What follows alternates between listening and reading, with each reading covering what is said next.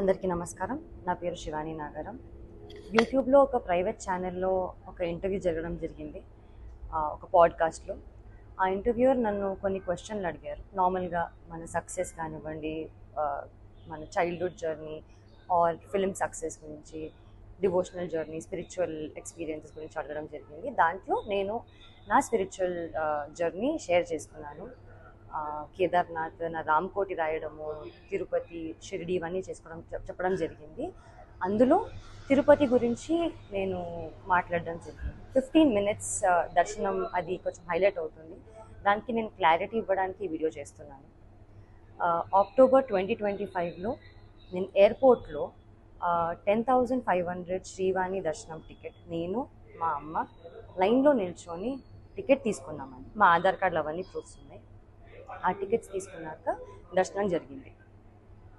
15 minutes అనేది నా main motive చెప్పేది ఏంటంటే, లైన్లో బిగినింగ్ నుంచి స్వామివారి దగ్గరికి వెళ్ళినంత వరకు కొంచెం కొంచెం స్వామివారు కనిపిస్తూ ఉంటారు. సో అది 15 మినిట్స్గా నేను అందాజాగా ఫీల్ అయ్యి నేను 15 మినిట్స్ అన్నాను తప్ప 15 మినిట్స్ నన్ను ఎవరు టచ్ చేయలేదు అని కాదు. ఇంతకు ముందు కూడా నేను సినిమాలు చేసిన తర్వాత సర్వదర్శనం 300 రూపీస్ టికెట్ తీసుకొని మా ఫ్యామిలీతో వెళ్ళాను. అప్పుడు జస్ట్ 5 సెకండ్స్ 3 సెకండ్స్ హార్డ్లీ స్వామివారిని చూడడం జరిగింది. నా లైఫ్లో ఫస్ట్ టైం 13 ఇయర్స్ తర్వాత స్వామివారిని అంత దగ్గరగా చూడడం జరిగింది.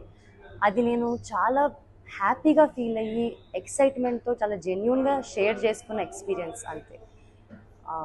అది కొంచెం మిస్లీడింగ్గా వెళ్తుందండి.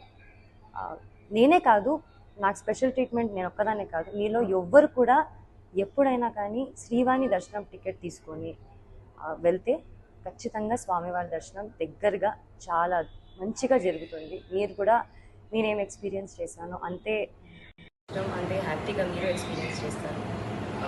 నాకు దీనిపైన క్లారిటీ ఇవ్వాలి అని నాకు బాధ్యతగా నాకు ఇవ్వాలనిపించింది. అండ్ ఇది నా ticket. I just want to give clarity on this. Thank you.